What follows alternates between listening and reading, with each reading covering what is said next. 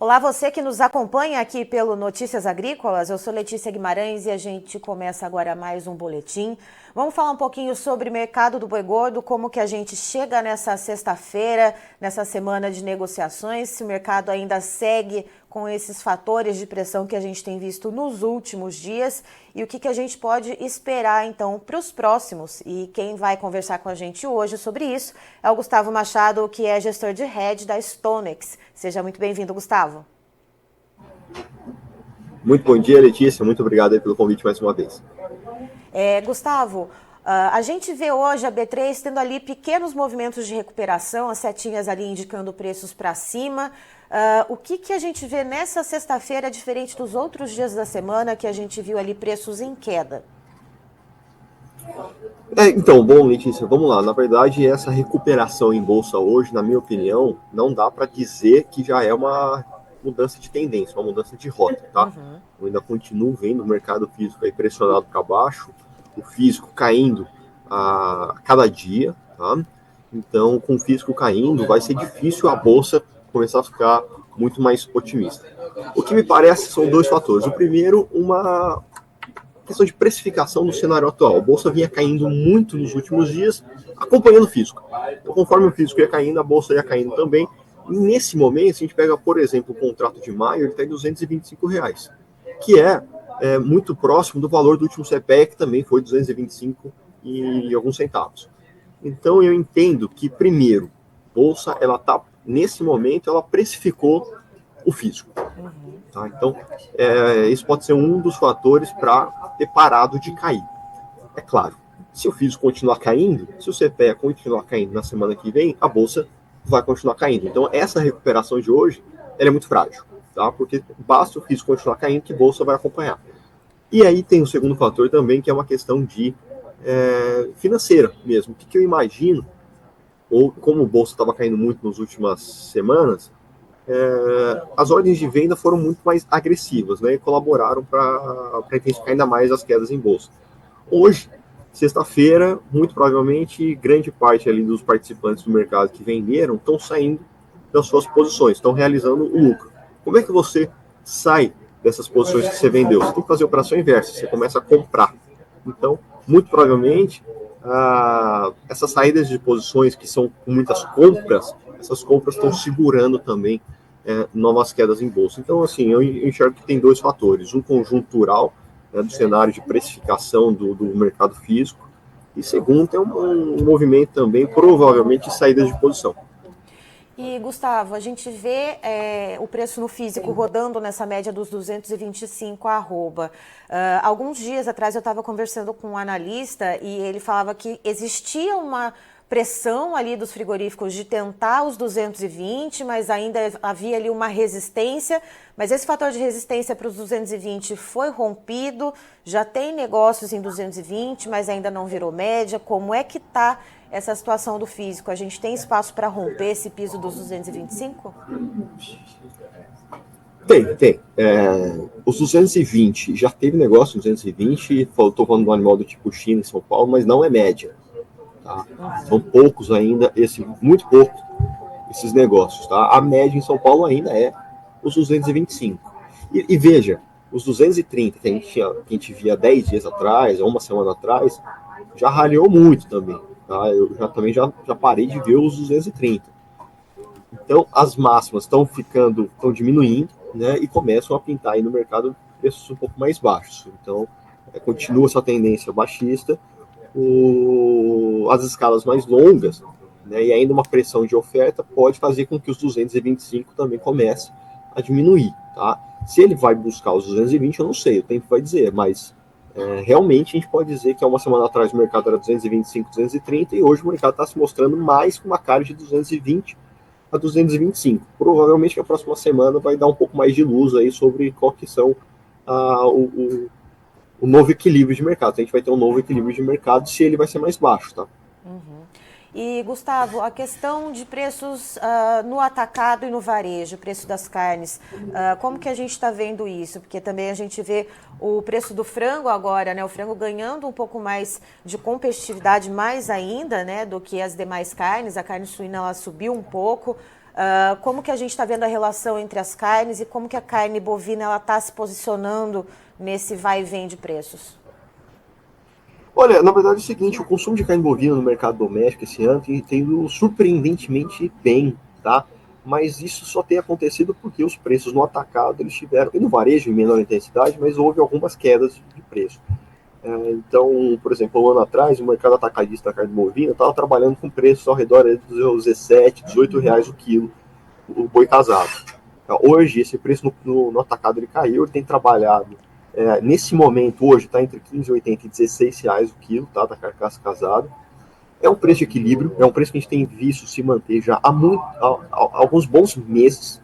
Tá? Dá quase que para dizer que a gente tem visto esse 16 reais o quilo desde o começo desse ano, praticamente. E esse preço um pouco menor, ele destravou venda. Tá?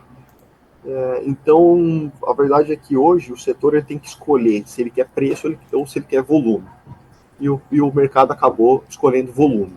Então ele abriu um pouco a mão do preço, colocou um preço mais baixo para poder escoar essa carne e tem tido uma boa liquidez. Tá? A carne bovina hoje, no mercado interno, ela tem saído bem, porque tem ajudado a vazão de todos esses abates que está acontecendo. O que a gente vai ter que tomar cuidado? Se nesse final de safra de capim, com esses casos mais alongados, essa pressão de oferta pontual que está acontecendo nesse momento, se esses 16 reais o quilo do atacado, se ele pode perder força, se ele também pode cair, né? Porque se esses 16 virar 15, a arroba do boi vai ter uma pressão ainda maior, tá? Mas por enquanto, eu estou vendo a carne no atacado mais estável, ainda mantendo os 16 reais o quilo, que é um preço que eu tenho visto praticamente desde o começo do ano, tá?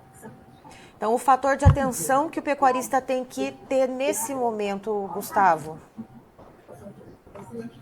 Olha, assim, vamos lá, qual que é o fator de atenção agora? É que eu acho que a gente vai estar passando, a gente está assim, bem-vindo ao final da safra de capim. Né? Já começou já começou há umas 2 semanas, uma pressão muito mais forte, generalizada. Não é só em São Paulo, não. Tá? Eu tenho visto preços menores a cada semana, todas as praças praticamente, produtores. Infelizmente, eu acho que isso ainda continua por mais um tempo. Tá? É claro que a gente vai ter entre safra. Vai ter um momento que a gente não vai ter mais esse boi de capim, não vai ter mais as vacas e não vai ter chegado o primeiro giro do confinamento. Então a gente aguarda uma recuperação de preço. Só que tem 2 pontos que tem que ter muito cuidado. Se a gente lembrar da entre-safra do ano passado, ela foi em julho e ela durou 2 semanas. Depois já teve a oferta do primeiro giro. Então, eu acho que vai ter uma recuperação, a gente vai ter uma entre-safra. Se eu tiver que apostar, eu acho que ela vem ali ou final de junho ou em julho. É difícil saber, mas eu acho que vai ter uma entre-safra ainda para chegar. Vai ter uma recuperação de preço. Cuidado, se isso pode ser rápido. Né? Então, a janela de oportunidade vai ser curta, muito provavelmente. E essa recuperação de preço, aonde que, né, a gente vai partir de que nível? Porque se você tem uma recuperação de preço que você sai de um mercado de 230, opa, de repente você bate 250. Agora, se você sai de uma recuperação de preço que você está em 215, você volta para 230. Tá? Então, assim, eu acho que vai ser uma janela de entre-safra curta. E antes, né, entre aquela janela do final de safra de capinha, antes da chegada do primeiro giro. E qual que vai ser o preço de retomada? Porque se o mercado continuar caindo, a entre-safra pode, assim, basicamente só retomar os preços que a gente estava vendo há pouco tempo atrás, tá? Então, acho que esses são alguns pontos de atenção. Bolsa hoje, nessa recuperação, é uma grande oportunidade de hedge, tá? A gente tem hoje, um dia movimentado aqui, por quê? Você tem, por exemplo, contratos de setembro, outubro, setembro 233 agora, outubro 237, novembro 240.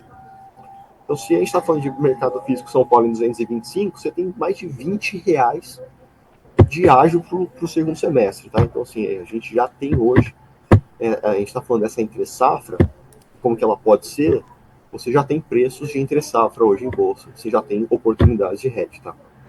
Então, fica a dica para você que está nos acompanhando, vocês escutaram bem aí o Gustavo. Gustavo, muito obrigada pela sua participação aqui com a gente. Você e todo o time da Stonex, cada um nas suas áreas de atuação, são sempre muito bem-vindos aqui com a gente no Notícias Agrícolas. Sempre um prazer falar com vocês. Um grande abraço. Tá, então estivemos com o Gustavo Machado, que é gestor de rede da Stonex, nos trazendo as informações do mercado do boi gordo. E a gente vê hoje na B3, a Bolsa Brasileira, os preços ali tendo uma devolução depois de quedas ali há semanas. Segundo o Gustavo, isso não é uma tendência de alta, ele pontuou isso, deixou isso muito bem claro durante a entrevista, que isso é só ali uma recuperaçãozinha, né? Porque deve ter havido muitas vendas após esse período de quedas muito bruscas de preço.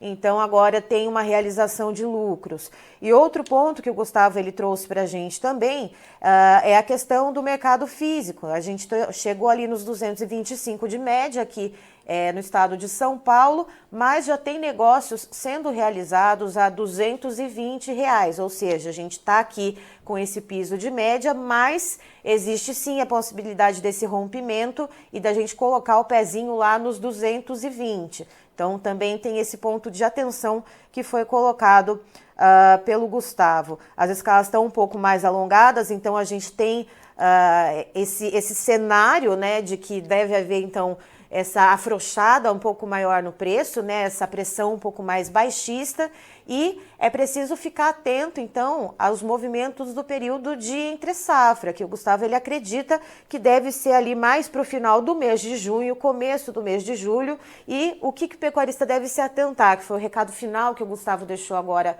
para a gente.